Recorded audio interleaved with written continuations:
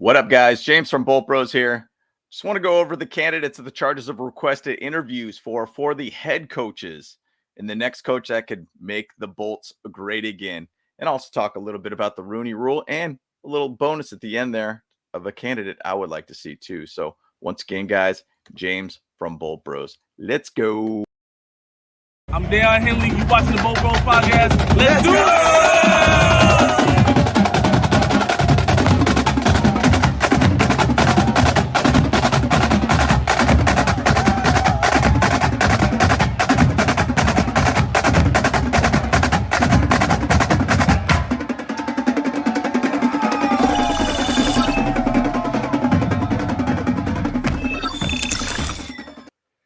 All right. Once again, guys, appreciate all the support and love and everything that you provide for us throughout the season. Very much appreciate it, guys. And once again, with this video, please like this video and subscribe to the channel if you've not. We always appreciate you guys' support and love that you provide for us. And, obviously comment on the video below too. So, one thing I just want to start out too is just talk about the Rooney Rule, kind of how it works based upon what I'm seeing from NFL Operations website. Clubs must interview at least 2 diverse candidates from the Career Development Advisory panel list or a diverse candidate not currently employed by a club. Okay. Clubs must conduct an in-person interview with at least 1 external minority candidate for any GM or head coaching interview. So it works for both of those positions.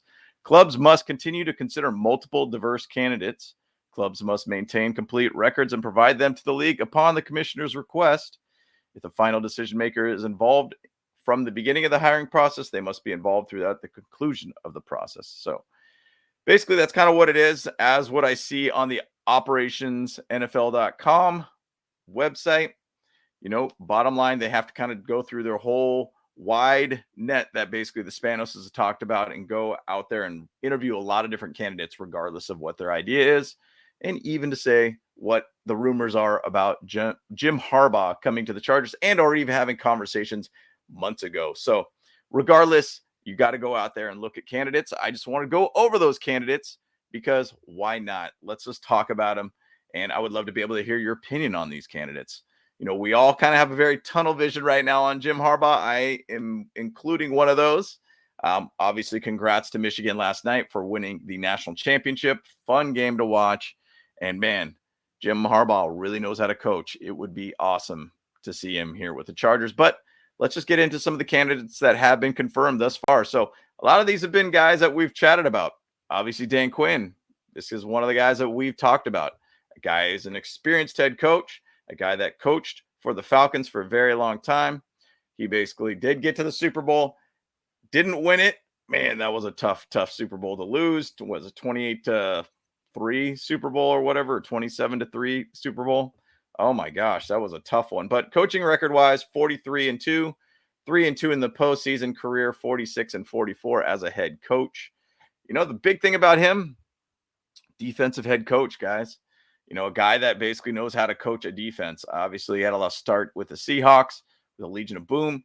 Basically went to a head coach and basically has done a very good job as a defensive coordinator, specifically with the Dallas Cowboys. It's been phenomenal to see what he could do with the defense. Now, the whole thing about it is, in my opinion, is you start looking at, is this, at least Dan Quinn, is he good more as a coordinator or as a head coach? Well, he did get to a Super Bowl. If you got the right pieces, right chemistry, right position players and everything too, the sky's the limit, right? But at the same side, is he just a better, coordinator than a head coach? Who knows? I mean, he did win a Super Bowl championship in his career. That's pretty big as a Seahawks, coach. And he also got to a Super Bowl as a head coach. So, look, whichever way you want to look at it, guys, it's one of those guys that you kind of think he's got experience under his belt. We're not going on the 1-year wonder kind of thing, first-time head coach thing with him.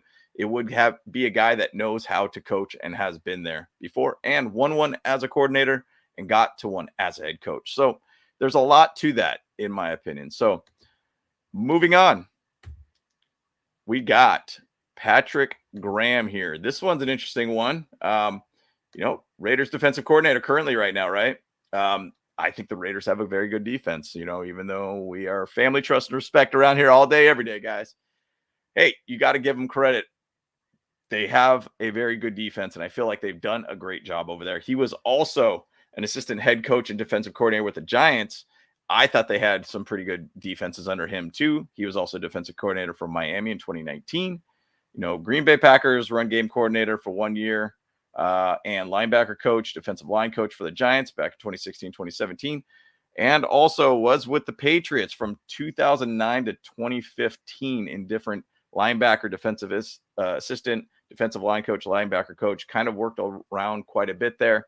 Was also at Toledo, Notre Dame, Richmond, and Wagner too for his coaching career. He did win a Super Bowl as a coordinator as a coach for the Patriots against the Seahawks, ironically, after just talking about Dan Quinn a bit. The guy's got a pretty good resume. Now, once again, you're going to kind of also say it could be one of those guys coming from the Belichick tree. Will he pan out as a head coach? Who knows? You could safely say that he has had a good amount of experience in the NFL in a lot of various defensive positions, but hasn't been a true head coach, only as an assistant head coach for the Giants for 2 years. So bottom line, guys, it's kind of one of those things that you think, hey, he could bring you a good defense potentially, but at the same side, it's the idea. Is he a better coordinator than a head coach? It's a totally different job all around, guys. Do we want a Raider as a head coach? Oof, that's crazy. I heard some crazy rumor that there was some idea. What if Antonio Pierce found a way to the Chargers, which that just doesn't sit well because I know he's a big fan of the Raiders. And then, for instance, Belichick goes to the Raiders or whatnot. How wild would that be? But anyways, totally different subject. Moving on, we got Steve Wilks right here. So Steve Wilks is an interesting one. When he was the interim head coach for the Carolina Panthers in 2022, I was thinking, man, he should keep that job. I feel like he kept that team kind of afloat. He did a pretty good job all around with them. I think he ended up going as a 6-6 head coach. I feel like he got him in the second place. I mean, I felt like he had a good job there. When he was with Arizona as a head coach, didn't go well. 1 year there, wonder kind of thing. 13-3. That was it. Didn't go well. But once again, he had Carolina going in the right direction. I mean, obviously a 500 team isn't great, but he did get him in the second place in the NFC South. He is a guy that obviously is with the Niners right now as a defensive coordinator. Pretty good defense over there, right? You do have some great personnel there. You have some good, solid coaching there. They've got a lot of coaches that have gotten hired from the Niners that became head coaches in various locations. What do you know? Who knows? Maybe Steve Wilks might be that guy where he just goes to another team. He figures it out now, and he could be a great head coach somewhere else. And once again, I'm still kind of hanging my hat on a little bit what he did with the Panthers as an interim head coach there. I think he had that team kind of going in the right direction, but obviously David Tepper kind of went a different direction from that point, and it didn't work out well with him with Frank Wright. So either which way, that is a confirmed interview by the Chargers for Steve Wilks. And moving on, let's move on to the other confirmed interview here of Raheem Morris. Now, we've seen this guy before. He's been head coach a couple times, or at least the interim head coach with the Falcons in 2020. He been the defensive coordinator with the Rams since 2021, since Brandon Staley left, ironically. And then he was also a head coach for the Tampa Bay Buccaneers for a couple years too. Really essentially defense from top to bottom. I mean, that's where he's been defensive back coach, defensive coordinator for Kansas State, quality control guys for the defensive side of things. He's just basically been there multiple times in that level. So, and as a coach too, he has also won Super Bowls. He basically won one with the Buccaneers in the early 2000s, I believe it was, to the Rams as a defensive coordinator. Most recently, the guy has won Super Bowls as a coach. His regular season record as a head coach isn't the prettiest of thing, 21-38, but he's been there. He's found ways to be able to, win Super Bowls as a coach. Now, once again, coordinator is different than a head coach, totally different type of job duty here. But it is one of those things that you think the guy has got there. Maybe he's figured things out a little bit more. But are we going to pull another coach from the Rams that is a defensive coordinator to become a head coach. Who knows? I mean, local contact to be able to even do this interview. So makes sense in that sense. So, but moving on, next candidate here, Ben Johnson. Obviously, this is one of those guys that we've talked about multiple times in the offseason. He's done a great job with the Lions, right? He's done a phenomenal job with Jared Goff and getting him to become a very, very solid, stable quarterback for them. Personally, this is the strength of the Lions is their offense. Their offense is very, very good. All around has been phenomenal. And that has really got them to this point of where they got to the playoffs and won the NFC North. With him, he has been coaching in some sort of capacity since 2009 with Boston College as a graduate assistant, tight ends coach 2011, Miami Dolphins 2012, offensive assistant 2013 to 15. He was an assistant quarterback coach with the Dolphins, 2015 tight ends coach, 2016 to 2017 assistant wide receiver coach, 2018 wide receiver coach, and then he moved to the Lions 2019 as an offensive quality control coach. 2020 to 2021 tight end coach. 21 he was with the Lions still, passing game coordinator, and then 2022 to president was an offensive coordinator. Ironically, was also got his role increased in passing game coordinator, while offensive coordinator Anthony Lynn's role was decreasing with the Lions. So basically kind of took over a little bit halfway through the year while Anthony Lynn was there, and became the offensive coordinator the next season. So once again, with the whole thing with Ben Johnson is that he's done a great job as an offensive coordinator. Once again, is a kind of just one of those things where, it's a one-year wonder. He just did a great job for 1 year. Going to head coaching is a totally different type of gig, a lot more to kind of manage all around. Who knows? He's going to be a hot name. Pretty confident he'll get a head coaching job somewhere. I don't know where it's going to be, but at the same side for the Chargers, it could be a good one to be able to make sure you put Justin Herbert to a whole new level here, guys. So who knows? We'll see where it goes with Ben Johnson. I heard some crazy rumors that he won like $15 million, which is insane to think about for a first-year head coach. Even to ask that is insane, in my opinion. So either which way, he's a hot commodity out there, hot name. Lots of teams are going to ask for interviews. And by the way, a lot of these interviews for coaches that are in the playoffs cannot interview till after the wild card series. So, and I think it's Tuesday or Wednesday after the wild card series going into the division series that they can interview for these jobs. So this process is going to be a little bit longer. You'd hope it to be a lot shorter, but at the same side, a lot of these guys you won't be able to even interview till next week. So some of them could be virtual interviews. Some of them can be in-person interviews. It's all kind of really dependent on the team and what they would like to do. So moving on. So we got our next candidate has been confirmed. We got Aaron Glenn, the defensive coordinator of the Lions. It's an interesting one. Great player all of a sudden. I mean, he was an awesome player, played in the league for a very long period of time. Only been a coach for basically since 2014. Started with the Browns, assistant defensive back coach, 2014 to 2015. And then from 2016 to 2020, he was a defensive back coach for the Saints. And then he moved over to the Lions as a defensive coordinator since 2021. I always thought it was really funny to watch him in Hard Knocks. And, he was just verbal guy out there. And it was just fun to watch him coach his players out there and have like even feuds with his other coaches there. It was really, really fun to watch. And then also personal for him, he was a 3-time Pro Bowler as a player. All-decade, 4-decade team for the Jets. I mean, he's a guy as a player that knows how to coach. Now, once again, he's had just a pretty good situation as a defensive coordinator for the Lions. I don't feel like that's the strength of that team by any means. It's the offense, but the same side, hey, he's getting a lot of interviews right now around the league. So he is definitely making some sort of impression on a lot of people out there. It's really odd because a lot of these candidates are a lot of defensive coordinator guys to where I feel like we might need a little bit more of a offensive minded kind of guy instead of a defensive minded guy. But who knows? I mean, there's a lot of ideas around that. So either which way, Aaron Glenn, defensive coordinator of the Lions, has a confirmed interview with the Chargers. Moving on. Now, this is an interesting one. So Todd Monken, the offensive coordinator for the Ravens. Interesting one, right? First year as basically an offensive coordinator for the Ravens. And guess what? He's gotten Lamar Jackson to an MVP-based type candidate, potentially lead to win the the MVP this year.